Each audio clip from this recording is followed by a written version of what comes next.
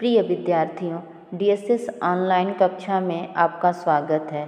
मैं आपकी हिंदी अध्यापिका सरता सिंह एक बार फिर आप लोगों को हिंदी बसंत भाग 2 के पाठ 12 कंचा के बारे में बताऊंगी। कंचा, जिसके लेखक टी पद्मनाभन जी हैं। जैसा कि हम लोगों ने पिछले वीडियो में पढ़े थे कि कंचों के प्रति अप्पू कितना उत्सुक रहता है।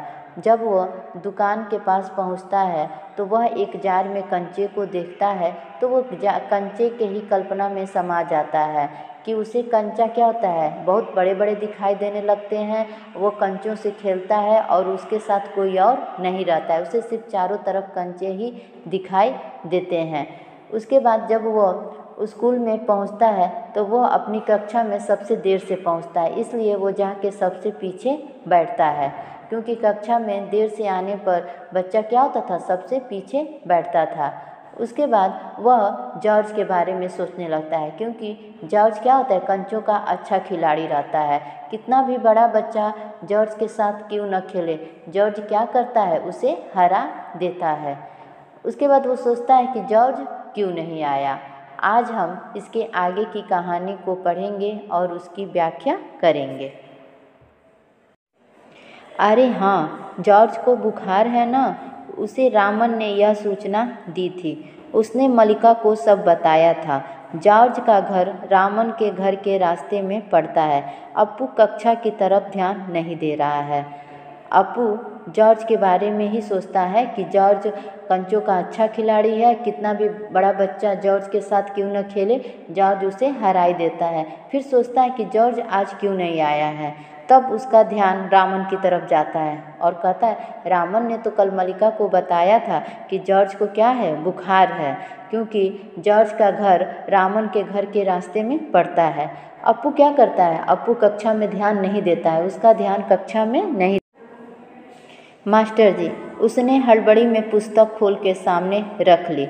रेलगाड़ी का सबक था, रेलगाड़ी रेलगाड़ी, पृष्ठ 37। घर पर उसने यह पाठ पढ़ लिया है। मास्टर जी बीच बीच में बेत से मेज ठोकते हुए ऊंची आवाज़ में कह रहे थे, बच्चों, तुम में से कई ने रेलगाड़ी देखी होगी। उसे भाप की गाड़ी भी कहते हैं, क्योंकि उसका यंत्र भाप की शक्ति से ही चलता है। भाप का मतलब पानी से निकलती भाप से है। तुम लोगों के घरों के चूल्हे में भी। अप्पू ने भी सोचा, रेलगाड़ी, उसने रेलगाड़ी देखी है, छुक छुक छुक छुक, यही रेलगाड़ी है, वह भाप की भी गाड़ी का मतलब है। मास्टर जी की आवाज़ अब कम ऊंची थी। वे रेलगाड़ी के हर एक हिस्से के बारे में समझा रहे थे। अप्पू कक्षा में ध्यान नहीं दे रहा था। तभी मास्टर जी को देखता है तो वो क्या करता है, अपनी पुस्तक को जल्दबाजी में खोल देता है और मास्टर जी उस समय रेलगाड़ी के बारे में पढ़ा रहे थे। उनका शीर्षक था रेलगाड़ी। वह घर पे इस पाठ को पढ़ चुका था। तो मास्टर जी बीच बीच में मेज पर अपनी बेत यानी जो डंडा होता है, स्टिक होता है, उससे ठोक ठोक कर ऊंची आवाज़ में रेलगाड़ी के बारे में बता रहे थे और कह रहे थे कि बच्चों, तुम लोगों ने रेलगाड़ी देखी होगी, जिसे हम भाप की गाड़ी भी कहते हैं, क्योंकि उसका यंत्र भाप की शक्ति से ही चलता है। भाप का मतलब पानी से निकलती भाप से है। तुम लोगों के घरों के चूल्हे में भी। बच्चों, जब हम पानी को उबालते हैं तो उसमें से जो भाप निकलती है, तो सबसे पहले रेलगाड़ी उसी से चलती थी। उसी पानी के भाप के द्वारा ही रेलगाड़ी चलती थी। लेकिन आजकल आधुनिक यंत्रों के कारण रेलगाड़ी डीजल से, बिजली से क्या होती हैं, ये सब चलती हैं। अब भाप से रेलगाड़ियाँ नहीं चलती हैं, डीजल और बिजली से चलती हैं। अप्पू भी सोचने लगता है, रेलगाड़ी, हाँ मैंने रेलगाड़ी देखी है, वही ना रेलगाड़ी जो छुक छुक छुक छुक चलती है, उसे भाप की गाड़ी भी कहते हैं। अब मास्टर जी की आवाज़ क्या हो रही थी, कम होती जा रही थी। अप्पू को अब कम सुनाई दे रही थी, क्योंकि मास्टर जी अब क्या कर रहे थे, रेलगाड़ी के हर एक हिस्से के बारे में बता रहे थे कि जब रेलगाड़ी भाप के द्वारा चलती है तो पानी को कहाँ रखा जाता है। पानी रखने के लिए खास जगह है, इसे अंग्रेजी में बॉयलर कहते हैं। यह लोहे का बड़ा पीपा है। लोहे का एक बड़ा कांच का जार, उसमें हरी लकीर वाले सफ़ेद गोल कंचे, बड़े आंवले जैसे। जॉर्ज सब अच्छा होकर आएगा तब उससे कहेगा। उस समय जॉर्ज कितना खुश होगा। सिर्फ वे दोनों खेलेंगे और किसी को साथ खेलने नहीं देंगे। मास्टर साहब समझाने लगे कि पानी को रखने के लिए जब रेलगाड़ी जब चलती है पानी के भाप से, तो पानी के रखने के लिए खास स्थान होता है, जिसे अंग्रेजी में हम लोग क्या कहते हैं, बॉयलर। यह लोहे का बड़ा पीपा होता है। बता रहे हैं कि यह एक लोहे का बड़ा पीपा होता है। उसके बाद अप्पू फिर कंचों के बारे में सोचने लगता है, कंचों की कल्पना में चला जाता है। तो जब मास्टर जी लोहे का बड़ा कहते हैं पीपा, तो उसे वो लोहे का एक जार दिखाई देने लगता है और उसमें वही उसे हरी, सफ़ेद और आंवले जैसे कंचे दिखाई देने लगते हैं। उसके बाद वो सोचता है कि जब जॉर्ज ठीक होकर आएगा तो मैं उससे कहूँगा, और उस समय जॉर्ज कितना खुश होगा, कंचों को देखकर जॉर्ज कितना खुश होगा। सिर्फ वे दोनों ही खेलेंगे, किसी और को साथ खेलने नहीं देंगे। उसके चेहरे पर चाक का टुकड़ा आ गिरा। अनुभव के कारण वह उठकर खड़ा हो गया। मास्टर जी गुस्से में है। तब तक कल्पना में भी समाये रहता है, वो कंचों के बारे में ही सोचता है। तब तक मास्टर जी उसके ऊपर चौक फेंकते हैं, तो वो समझ जाता है कि यह मास्टर जी ने ही मेरे ऊपर फेंका है। वो क्या होता है, वो तुरंत खड़ा हो जाता है और मास्टर जी उस समय क्या होते हैं, गुस्से में होते हैं। अरे तू इधर क्या कर रहा है, उसका दम घुट रहा था। उसके बाद मास्टर जी कह रहे हैं कि तुम्हारा ध्यान कहाँ है, मैं इधर पढ़ा रहा हूँ, तुम्हारा ध्यान कहाँ है। अब उसका क्या हो रहा है, उसकी सांस फूलने लगी, वो उसका दम घुटने लगा। उसके बाद मास्टर जी कहते हैं बोल। वह खामोश खड़ा रहा। क्या नहीं बोलेगा। वे अप्पू के पास पहुँचे। सारी कक्षा सांस रोके हुए उसी तरफ देख रही है। उसकी घबराहट बढ़ गई। उसके बाद मास्टर जी कहते हैं बोलो, तुम्हारा ध्यान कहाँ है, तुम क्या कर रहे हो। उसके बाद वो कुछ बोला नहीं, सिर्फ क्या हो रहा है, खामोशी के साथ खड़ा रहा। उसके बाद मास्टर जी अप्पू के पास खुद ही पहुँच गए। जब मास्टर जी अप्पू के पास पहुँचते हैं तो क्लास में जितने भी बच्चे रहते हैं अपनी सांसें रोके हुए एकटक्के अप्पू की तरफ देखने लगे। अब अप्पू की क्या हो गई, घबराहट बढ़ने लगी। मैं अभी किसके बारे में बता रहा था। कर्मठ मास्टर जी उस लड़के का चेहरा देखकर समझ गए कि उसके मन में और कुछ है। शायद उसने पाठ पर ध्यान दिया भी हो।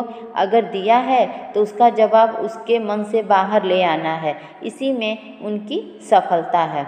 उसके बाद मास्टर जी ने कहा कि तुम बताओ मैं अभी क्या पढ़ा रहा था। कर्मठ मास्टर जी यानी परिश्रम करने वाला व्यक्ति। तो मास्टर जी उसके चेहरे से ही समझ गए कि यह मेरी बातों पर ध्यान नहीं दिया है। अगर ध्यान दिया होगा तो जब मैं इससे जो सवाल पूछ रहा हूँ तो ये उसका जवाब ज़रूर देगा। अगर ये जवाब देगा तो इसमें ये क्या हो जाएंगे, सफल हो जाएंगे। जो भी ये पढ़ाए हैं उसमें सफल हो जाएंगे।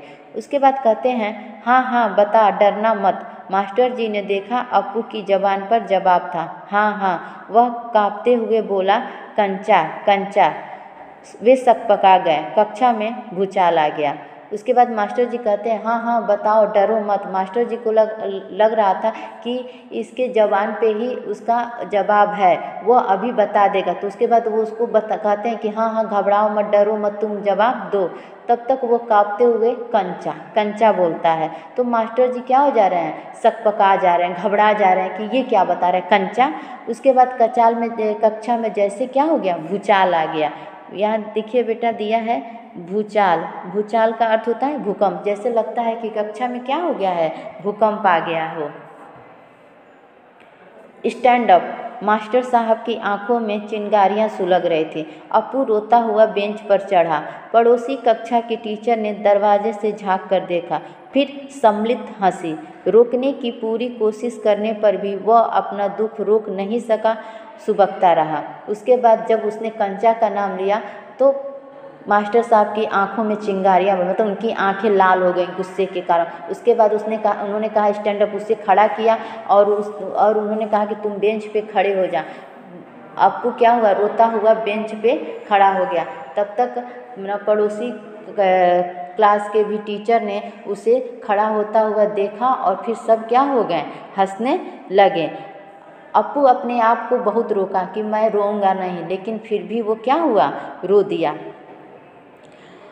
जब वह रो रहा था तो उसके रोते हुए देखकर सारी कक्षा क्या होने लगी, हंसने लगी कि ये किसका ध्यान कहाँ था। रामन जितने भी उसके सहपाठी थे सब के सब उसकी तरफ देखकर हंसने लगे। बेंच पर खड़े खड़े उसने सोचा, दिखा दूंगा सबको, जॉर्ज को आने दो। जॉर्ज जब आए, जॉर्ज के आने पर कंचे खरीदेगा, इनमें से किसी को वह खेलने नहीं बुलाएगा। कंचे को देख ये ललचाएंगे, इतना खूबसूरत कंचा है, हरी लकीर वाले सफ़ेद गोल कंचे, बड़े आंवले जैसे।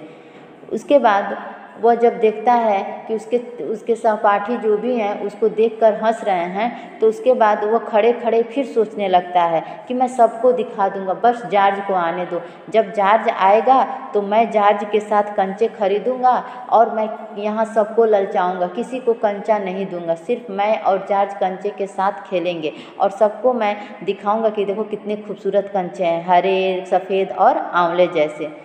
तब शक हुआ, कंचा मिले कैसे, क्या मांगने पर दुकानदार देगा? जॉर्ज को साथ लेकर पूछे तो नहीं दे तो? उसके बाद उसे अचानक सा शक हुआ कि कंचा मैं कैसे लाऊंगा, कंचा मुझे कैसे मिलेंगे? क्या मैं दुकान पे जाऊंगा और दुकानदार से मांगूंगा तो वो कंचा दे देगा? जॉर्ज को भी साथ लेकर पूछे तो क्या कंचा मिलेगा? किसी को शक हो तो पूछ लो। मास्टर जी ने उस घंटे का सबक समाप्त किया। क्या किसी को कोई शक नहीं? अप्पू की शंका अभी दूर नहीं हुई थी। वह सोच रहा था, क्या जॉर्ज को साथ ले चलने पर दुकानदार कंचा नहीं देगा? अगर खरीदना ही पड़े तो कितने पैसे लगेंगे? रामन ने मास्टर जी से सवाल किया और उसे सवाल का जवाब मिला। अम्मीड़ ने शंका का समाधान कराया। कई छात्रों ने यह दोहराया। उसके बाद मास्टर जी ने कहा कि मैं जो ये रेलगाड़ी का सबक पढ़ाया हूँ, अगर किसी को कोई समस्या हो, कोई शक हो तो वो मुझसे पूछ ले। उसके बाद कहते हैं, क्या किसी को कोई शक नहीं है? अप्पू की शंका अभी भी दूर नहीं हुई थी। वो कंचों के बारे में ही सोच रहा था। मास्टर जी रेलगाड़ी के बारे में बच्चों से पूछ रहे थे कि किसी को जो समझ में ना आया हो पूछ लो, और अप्पू कंचों के ही बारे में सोच रहा है कि जॉर्ज को साथ ले जाने पर क्या दुकानदार कंचे नहीं देगा? अगर खरीदना ही पड़े तो कितने पैसे लेगा? तब तक रामन मास्टर जी से प्रश्न करता है और मास्टर जी उसके प्रश्नों का हल भी करा देते हैं और अमीर का भी शंका क्या होता है, समाधान हो जाता है। कई छात्रों ने मास्टर जी से प्रश्न पूछे और मास्टर जी ने उसका जवाब दिया। अप्पू क्या सोच रहे हो? मास्टर जी ने पूछा। तब तक देखते हैं मास्टर जी कि अप्पू कुछ सोच रहा है। तब उन्होंने फिर अप्पू से पूछते हैं कि अप्पू तुम क्या सोच रहे हो?